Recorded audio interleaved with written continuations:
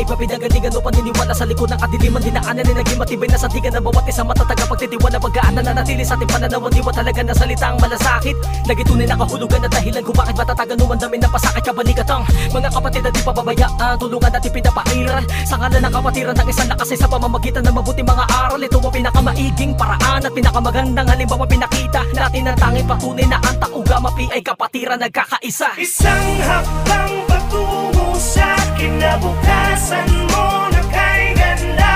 Arriba, arriba, arriba Taugama. Umahon na bumangon ka, huwag kang mabagal, maiiwan ka. Arriba, arriba, arriba Taugama. Kapatid, kasanggana, batid mo na ba? Samahang kay tatag, mapatid, kailan pa ang piring sa mata? May hatid na ka ba? Sa dami ng palumanhid ng